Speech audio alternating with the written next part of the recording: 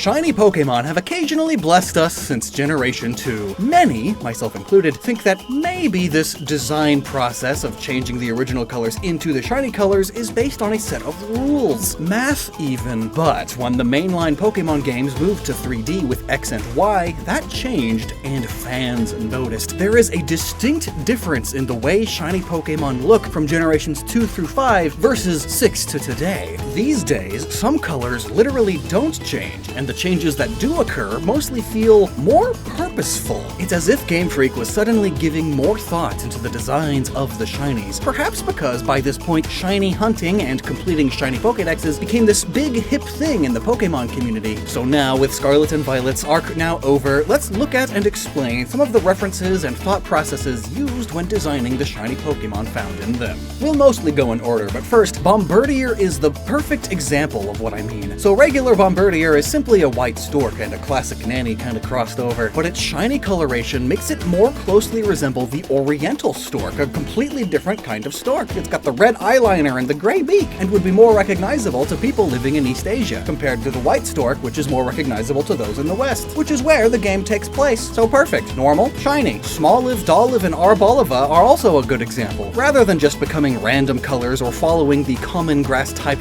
rule of swapping their dark greens for warmer autumn-based colors like most grass types do, this Pokemon line specifically references a different type of olive, black olives, the most popular olives on pizza. And pizza is much more fun than the just green or Kalamata olives of the non-shiny, making it a good reference. But like I said, not all are as straightforward. Now, in order, the Sprigatito line gets a blue tint, much cooler, appearing more wintry and dark in a sense, fitting of the typing, but this coloration could also reflect how they naturally look under moonlight, which itself is also fitting of a dark and mysterious jester and a nocturnal cat. Then Fuecoco and Crocolore almost lose their colors, and they become a washed out pink, and then as Skeledrige, a bright, hot pink. Honestly, that could just be because the color name has hot in it, and the previous two just aren't hot enough. But no, actually, pink alligators are a thing. Leucism and albinism have always been nature's shiny animals, but when alligators get either, they often turn a bit more pink than white. The Quaxley line all spend too much time at the laundromat. Their colors are entirely faded and washed out, bleached even. Well, without getting into it, Quaquaval is the most Brazilian Pokemon to date, and Brazil has a particular tradition for New Year's, wear all white and go to the beach. Getting sun-bleached does exactly this to many colors, blue especially. Plus, white or whiter carnival outfits are not unheard of. Lechonk and Oinkalone are very easy now. They resemble more traditional pigs rather than the black Iberian pig. Tarantula and Spidops are fun. Spidops being a spy makes the darker colors make sense, but the red strings they both share reference the Destiny Knot item in Pokemon. Tarantula especially, it's kind of literally that, and that itself is based on the red string of fate in East Asian mythology. Nimble and Loki,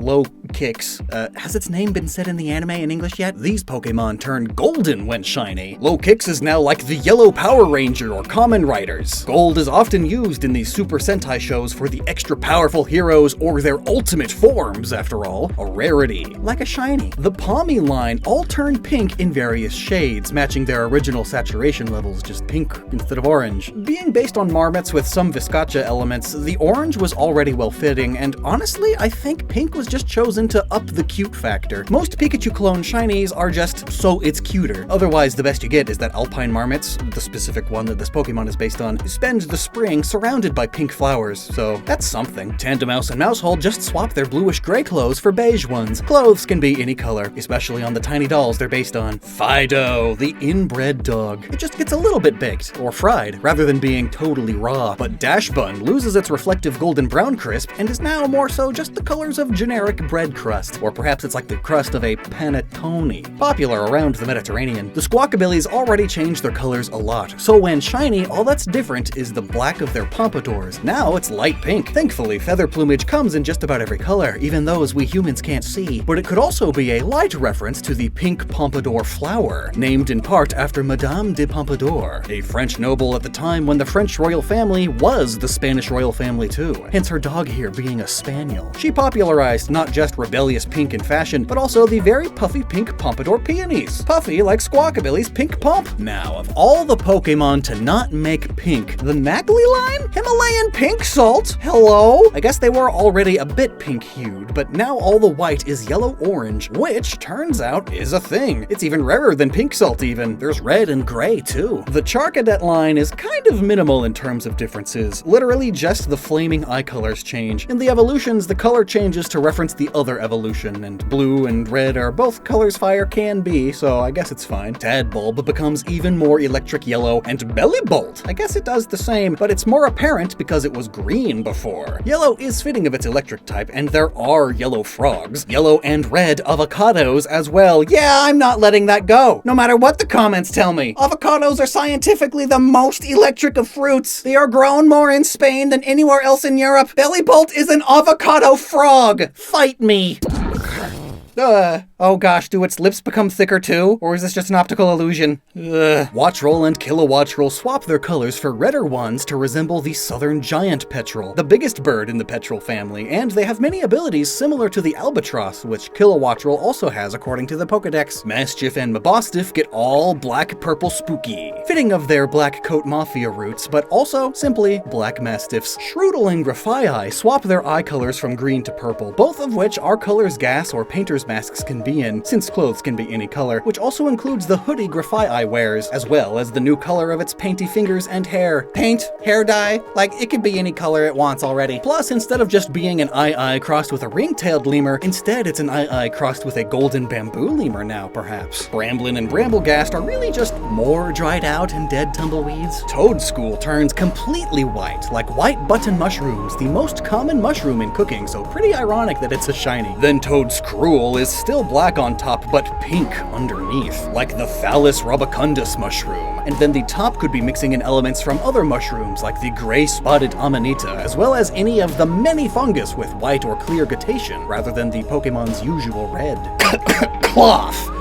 Blue lobsters and crabs are the result of rare mutations, though there is also a species of crab simply called the blue crab, which is blue. Capsicid loses its green plant body for a yellow and blue one, which makes more sense in its evolution Scovillain, who was always a sort of spaghetti western cowboy actor, which is even more apparent now that it's got big cowboy blue jeans. Its top then is the typical light browns and tans worn by the bovine men. Robska goes from a jewel beetle to a golden scarab, which is just another kind of jewel beetle, and R'hllor goes from your typical dung beetle to still a dung beetle, but in different lighting this time, though its dirt ball resembles the in-game item Nugget. It's a golden nugget, a strange euphemism. Though perhaps it could also be a play on the saying, you can't polish a turd, seeing as they are dung beetles and all. Flittle and Espathra are fashionista ostriches, so they can really be any color and it would make sense. But they decided, for the shiny colors, they should more closely resemble real ostriches and emus. The Tinkaton line stay as pink as can be. You cannot change that and still call it a Tinkaton, but you can change the metal that their hammers are made out of. Is it copper now? Bronze? Or is it just old and rusted? Well now, we get nothing exciting with any of the Paldean Tauros. They all just swap the black and dark gray around their body.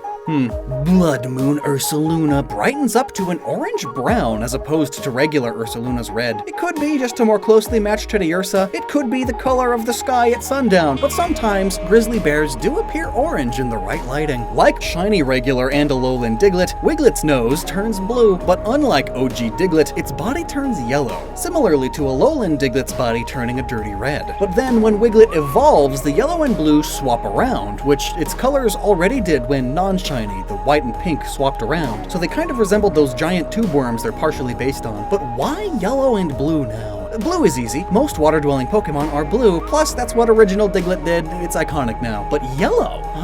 Well, that's because of the other half of their inspiration, the garden eel, which happens to have a yellow variety. Finizen! Really, it's just a darker blue dolphin. But Palafin!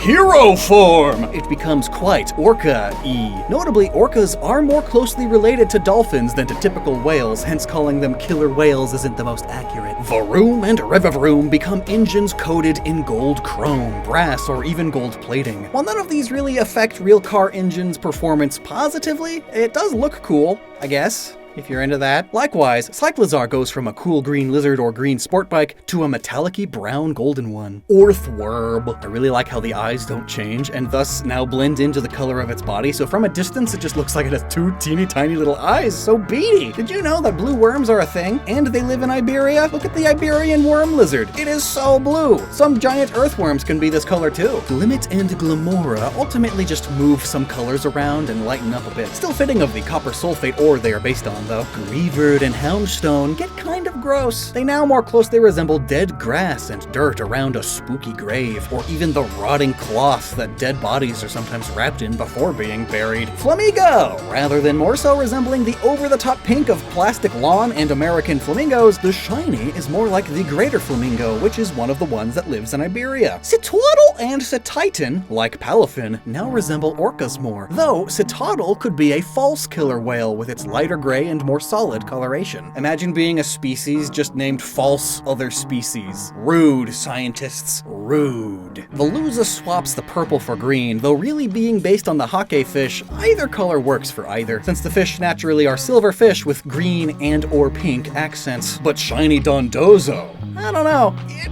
really makes me uncomfortable. I do not like looking at it. Well, they're based primarily on the Wells catfish, which, when albino, their tops get yellowed over time, giving them this white and yellow look. Now, the three Tatsugiri forms normally resemble three different kinds of sushi: shrimp nigiri, tuna nigiri, and tamago nigiri. And when shiny, you get three more varieties. The tamago becomes salmon, the tuna becomes either halibut or squid or just generic whitefish, and the shrimp is still shrimp-shaped, so perhaps it's just a more cooked shrimp with a darker eel sauce on it, or perhaps it's just unagi nigiri, but with an upwards twist. Shiny Annihilate is blue, and that dark blue flesh with a slight tint of green is similar to some depictions of zombies and ghouls in cartoons. Remember the lore with this Pokemon, it's undead now. For the specifics of how and why it died, check out this video we've done previously. Shiny Paldean Wooper is more purpley, fitting of its poison type, and of real lavender axolotls, which is where the more purpley shiny Clodsire gets its color too, along with purple giant salamanders. Faragariff does the same thing its Prevo Girafarig did, which it did for Gen 2 reasons, so barely any reasons, so really Girafarig's just doing it because Faragariff is, but the other way around, because Faragariff is the later one, I think.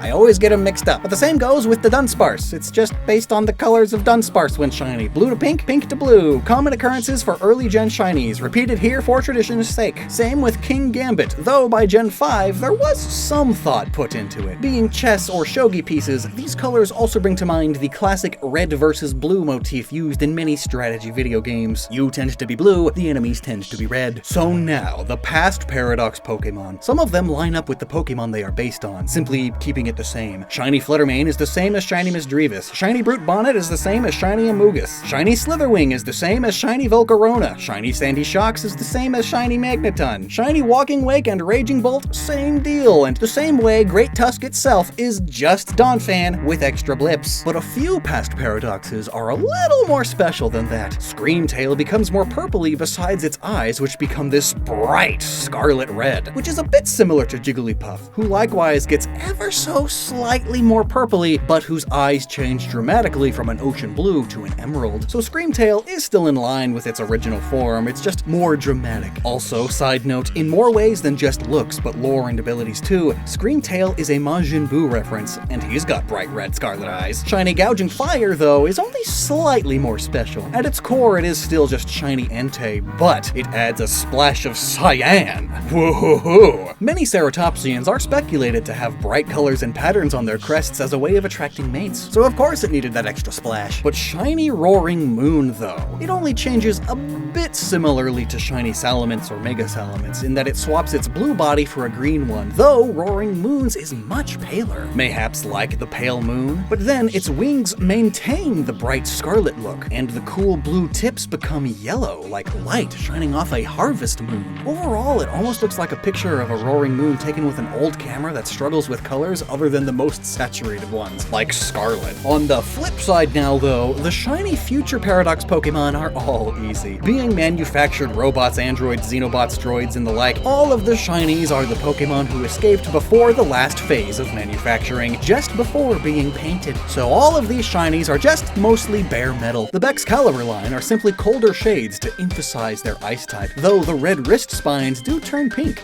Being based on Concavinator proto-feathers, we don't actually know what colors they were, so anything works. Gimmighoul turns all white, just like the classic sheet ghosts. Very Casper-esque, and then Goldengo is simply using a few dirtier coins in its coin body. As coins age and get oxidized, they get these colors. Though this does sort of imply its coins it's made of aren't solid gold, because solid gold coins don't do that. Wo Shen gets pretty autumn leaves. Shen Pao, whose body is literally made of snow, remember, becomes muddy snow. Very dirty. Ting freaking Lu! Why are you so blue? Well, it turns out that while rare, the visible stratum on cliff sides can, in fact, sometimes contain blue and greenish layers. Who knew? Not Chi-Yu, who's just blue fire now, but also a blue butterfly koi. Koraidon and Miraidon are pretty symbolic in a lot of ways with their colors. In being from the quote-unquote past and future, you can see their Scarlet and Violet colorations as the two ends of the color spectrum, the furthest back and the most forward, as far in the past and as far in the future as we can see. Fittingly, the green of Cyclozar is right in the middle then, but now as shinies, they also kind of work. They are black and white, as opposite and opposing of colors as you can get again, only this time in terms of luminosity instead of hue. Symbolically, in the past, humanity was in the dark. We had no idea about,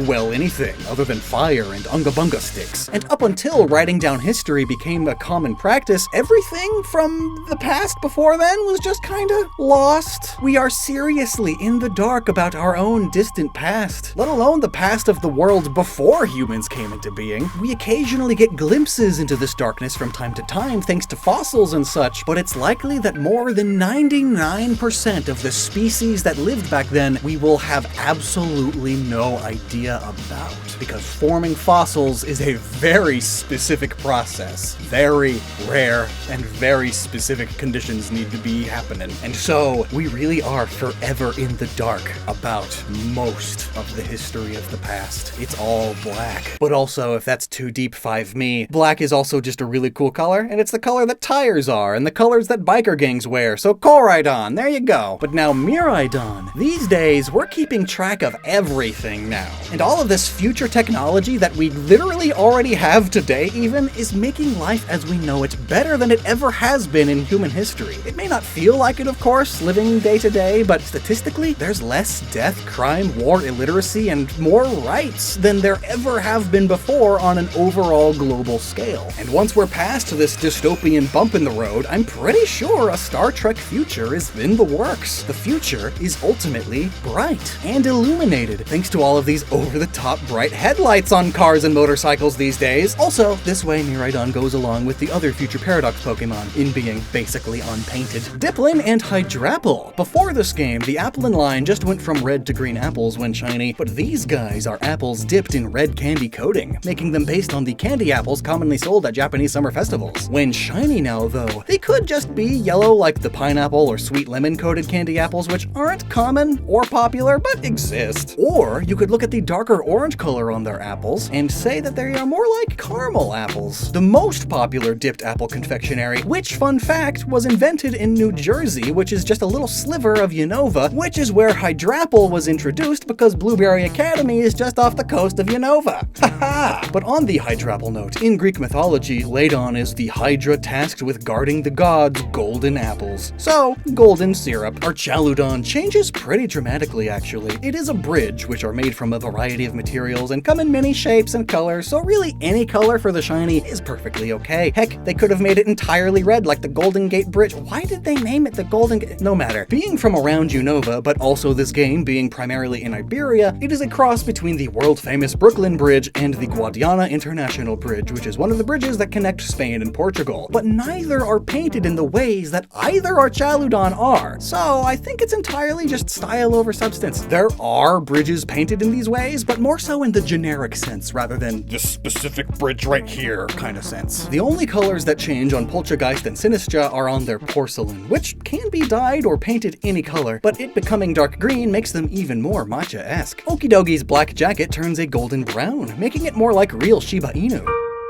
Monkidori grays out, making it more like Eastern chimps or Japanese macaques. And Pheasantipity goes from black to blue, making it more like the iridescent feathers of many pheasant species. Ogerpon loses its orange yuzu face for a green one that helps it blend into its citrus tree body more. Or perhaps it's just unripe.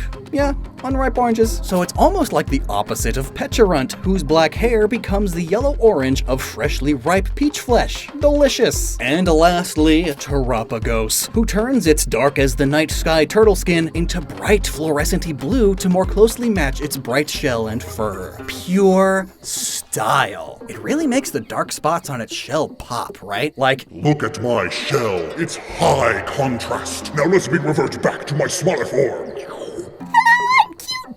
it really is pure style. Which leads us now to the question I'd like you to answer in the comments below. In your opinion, which do you prefer? When a shiny Pokemon's color references something real, like a real-world variation of an animal, or when that's not really considered at all and the shinies are just designed to look as cool and stylish as possible? Let me know down below